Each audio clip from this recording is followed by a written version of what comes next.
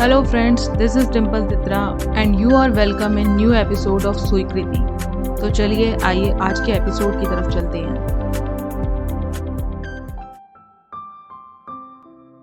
स्वीकृति, कहानी आत्मग्लानि की, पार्ट 13। एक सुबह।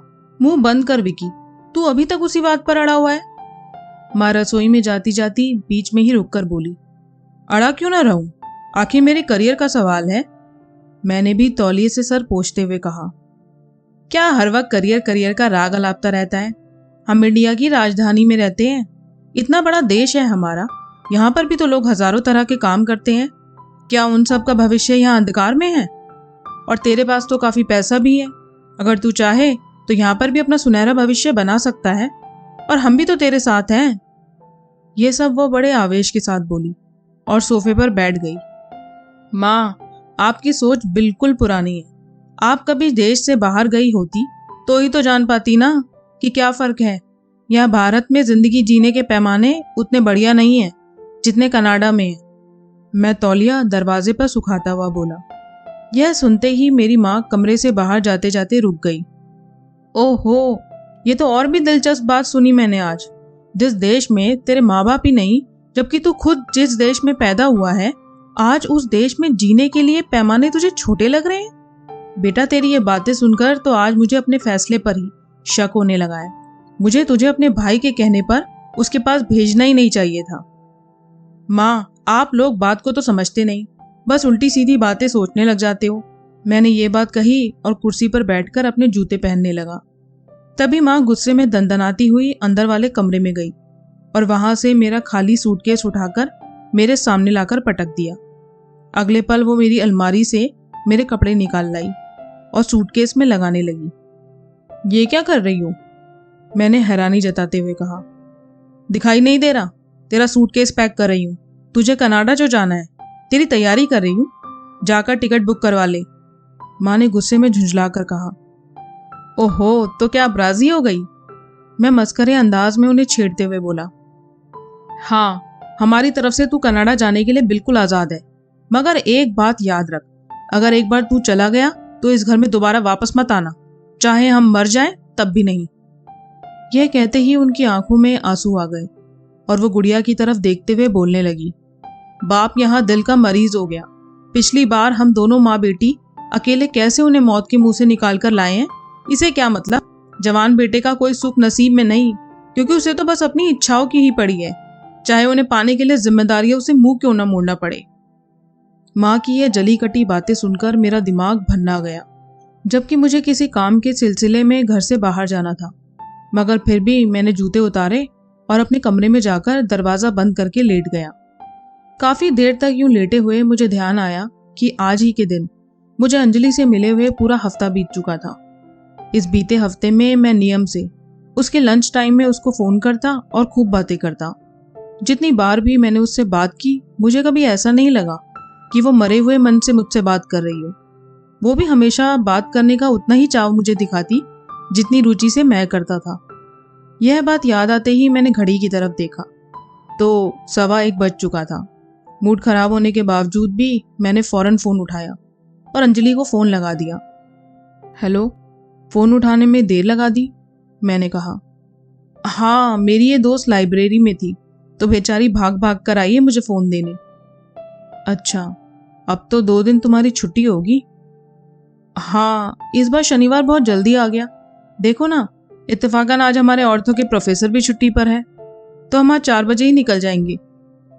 यह सुनते ही मेरे खुराफाती दिमाग ने सोचा कि एक बार मिलने का पूछ ही लेता हूँ, क्योंकि वो खुद तो कहने वाली थी ही नहीं। अंजलि, मैं सोच रहा था कि आज तो तुम कॉलेज से जल्दी फारिग हो जाओगी, तो क्यों ना मैं ही तुम्हें लेने कॉलेज आ जाऊं। इस बहाने तुमसे मुलाकात भी हो जाएगी। पर हाँ, अपना जवाब देने से पहले इस बात को ध्यान में रखना कि मेरी तरफ से कोई जबरदस्ती नहीं है, ये सिर्फ एक रिक्वेस्ट है। इसलिए अगर तुम्हें कोई एतराज हो तो वो भी बता देना, मैं बुरा नहीं मानूंगा। मैंने पहले ही बात साफ की। नहीं, खैर एतराज वाली इसमें कोई बात नहीं, तुम आ जाना। बढ़िया है, फिर मैं तुम्हें ठीक 4 बजे कॉलेज के गेट पर मिलता हूँ। नहीं, तुम कॉलेज के गेट पर मत आना। मैं समझा नहीं। दरअसल मैं नहीं चाहती कि तुम्हें मेरा कोई भी क्लासमेट देखे, तो इसलिए तुम 100 मीटर की दूरी पर जो बस स्टैंड है वहां खड़े हुए मिलना, मैं वहीं आ जाऊंगी। कुछ देर में मैंने फोन रख दिया और विचार किया कि जाने से पहले एक झपकी ले लेता हूं, मगर तभी गुड़िया कमरे में नींबू पानी का ग्लास लेकर आई। क्या हुआ भैया, आप भी उदास हो? वो नींबू पानी का ग्लास मेरे सिरहाने रखी दराज पर रख कर बोली, और क्या, तुझे तो पता ही है कि मैं इस बहस से थक चुका हूं, पर ये समझने का नाम ही नहीं ले रहे। तू खुद सोच, ऐसे कब तक यहाँ हाथ पर हाथ रखकर बैठा रहूंगा? मैं उठकर बैठ गया और तकिया गोद में रखकर नींबू पानी का ग्लास उठाया। पर भैया, आप जाने की जिद छोड़ क्यों नहीं देते? हर कोई खुश हो जाएगा। उसकी आवाज में झिझक थी, जैसे वो जानती हो कि कहीं मैं उसकी इस बात पर भड़क ना उठूं, जो मैं अक्सर हो जाया करता था। पर मैं जानता था कि उस समय वो अपनी तरफ से क्लेश को कम करने की कोशिश कर रही थी। सो मैंने उससे कुछ ना कहा और शांति बनाए रखी।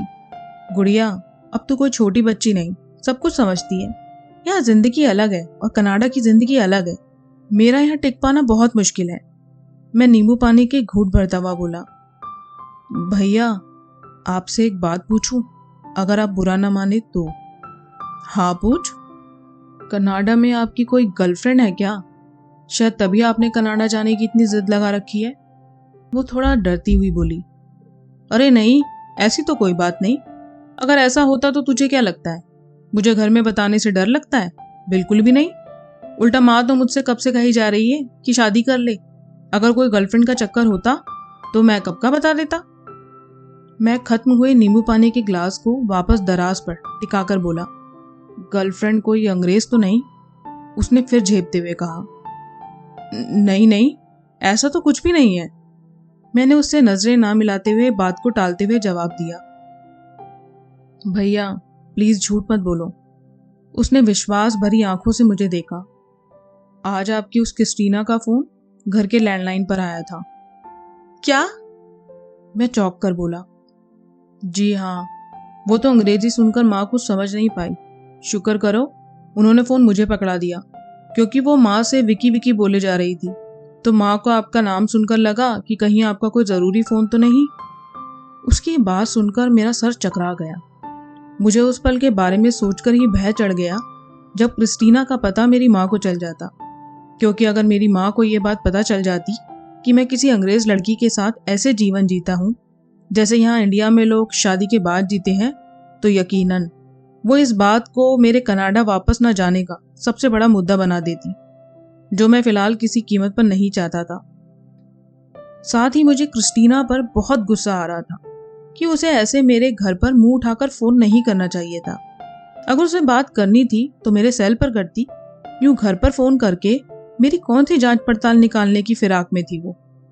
भैया, गुड़िया ने आवाज देकर मेरे खोए हुए दिमाग को जगाया। अच्छा, और क्या बात करी उसने तुझसे? मैंने जिज्ञासु होकर पूछा। यही कि आप और वो पिछले 1.5 साल से भी ज्यादा से एक साथ एक घर में रह रहे हो और आप लोगों ने बस शादी नहीं की, बाकी आपका रिश्ता बिल्कुल हस्बैंड वाइफ जैसा है। यह सब वो बेचारी धीमी आवाज में फुसफुसा कर बता रही थी, ताकि गलती से भी मेरी माँ ना सुन ले। और क्या बताया उसने? मैंने फिर पूछा। बहुत रो रही थी, बोल रही थी कि अगर आप वापस नहीं गए तो वो आपसे मिलने यहीं आ जाएगी, क्योंकि अब और इंतजार करना उसके बस में नहीं। और कोई बात जो बताई हो? मैं पूछता जा रहा था और अंदर ही अंदर गुस्से से आग बबूला भी होता जा रहा था। मुझे क्रिस्टीना की हिम्मत पर ताज्जुब हो रहा था। नहीं, बस यही सब बातें की और रोती रही। वैसे जिस वक्त ये फोन आया था मैं कहाँ था? अरे आज सुबह की ही तो बात है, आप उस समय कुछ सामान लेने बाहर गए हुए थे। अच्छा, तो तूने माँ से क्या कहा कि किसका फोन है? मैंने माँ से कह दिया कि आपके कनाडा वाले बैंक का फोन है, वो किसी पेमेंट के बारे में बता रहे थे। ये बात सुनकर मुझे गुड़िया पर थोड़ा प्यार आया कि कैसे उस बेचारी ने मुझे एक नए बवाल से बचा लिया, मगर क्रिस्टीना की हिम्मत पर मुझे हद से ज्यादा गुस्सा आ रहा था। दिल में आया कि उसे उसी वक्त फोन करके खूब सुनाऊं और कहूं कि मुझ पर शिकंजा कसना उसके बस की बात नहीं। इस तरह तो मेरे मन में उसके लिए जो थोड़ी बहुत हमदर्दी है वो उससे भी जाती रहेगी। मैंने फौरन नजर घड़ी की तरफ दौड़ाई तो दोपहर का 2:30 बज रहा था। फटाफट मेरे दिमाग ने हिसाब लगाया कि कनाडा में इस वक्त सुबह के 5 बज रहे होंगे। सो उस समय क्रिस्टीना को फ़ोन करने का कोई मतलब नहीं था, क्योंकि वो तो औंधे मुंह बिस्तर पर पड़ी सो रही होगी। इसलिए मैंने वहाँ ठीक से सुबह होने का इंतज़ार करना सही समझा। एक तरफ मेरे दिमाग में यह भी आया कि अभी मुझे अंजलि से मिलने जाना था, जिस कारण मुझे अपना मूड खराब करना भी अच्छा विकल्प नहीं लगा। सो मैंने तय किया कि मैं क्रिस्टीना से रात को वापस लौटकर बात करूंगा। ठीक 4 बजे मैं अंजलि के बताए हुए बस स्टैंड पर अपनी गाड़ी लेकर पहुंच गया।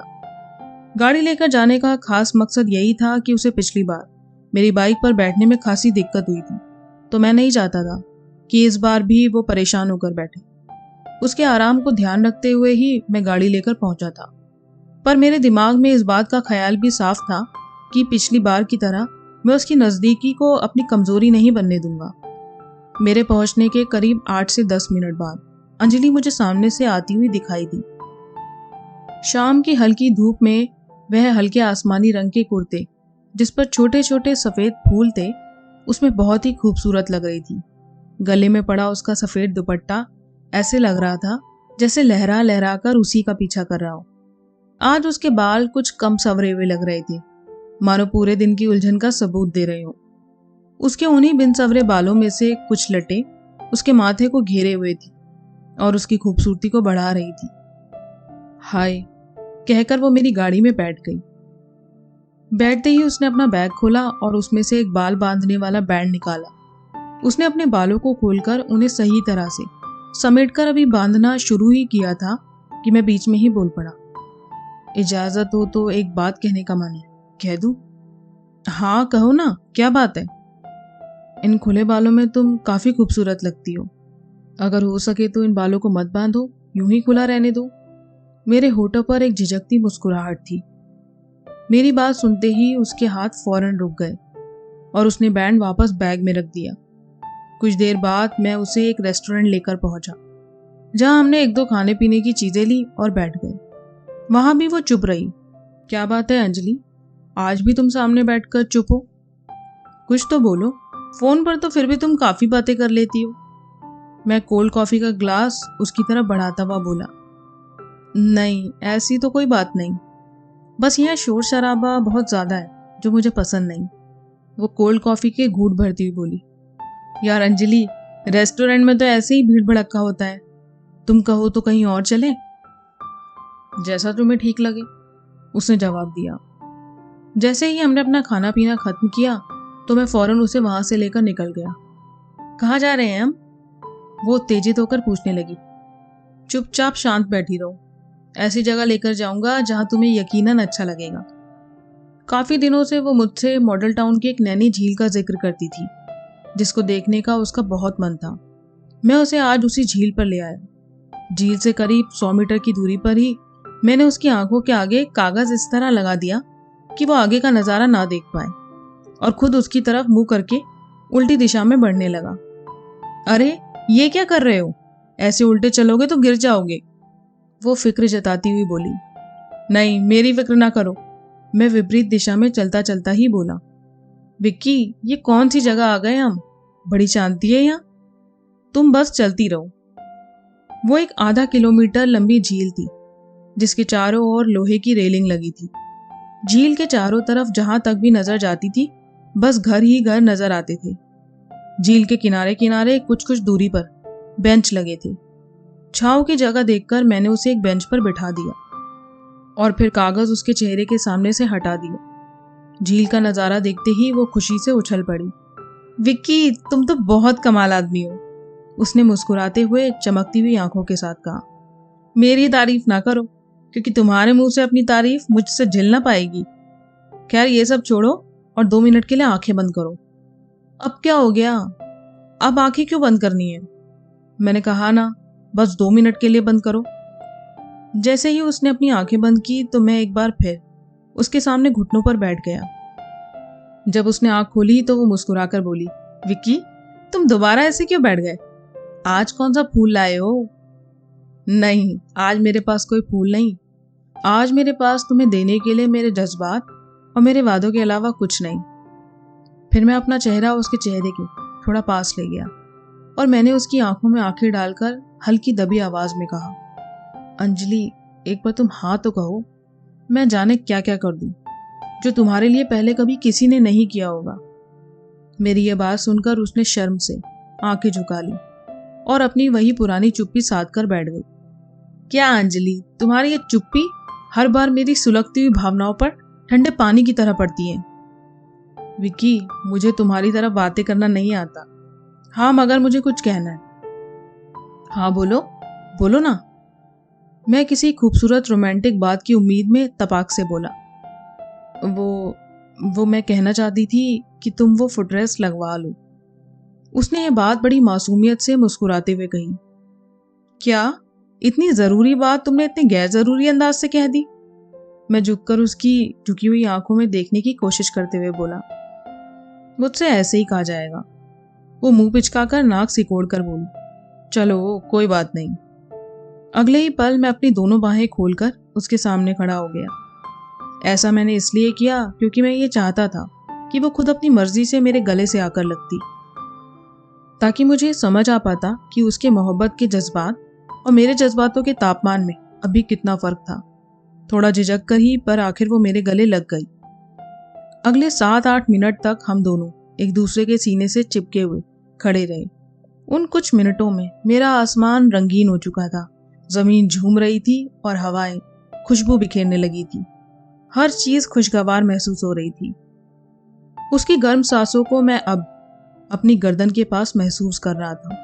मेरे दिल की धड़कनें तेज चल रही थी। जब वह सुहाने पल खत्म हुए तब वह मुझसे नजरें मिलाने से बच रही थी। अचानक मैंने उसका हाथ पकड़कर कहा, आराम से, तनाव लेने की कोई जरूरत नहीं, सब ठीक है। इस एक शब्द के साथ उसने अपनी सहमति जताई। उसके बाद बाकी का समय वह मेरे साथ काफी सहज रही और पहले से ज्यादा बेबाक भी। ठीक 8 बजे मैं उसे उसकी कॉलोनी के गेट पर उतारकर अपने मुस्कुराते चेहरे के साथ घर वापस आ गया।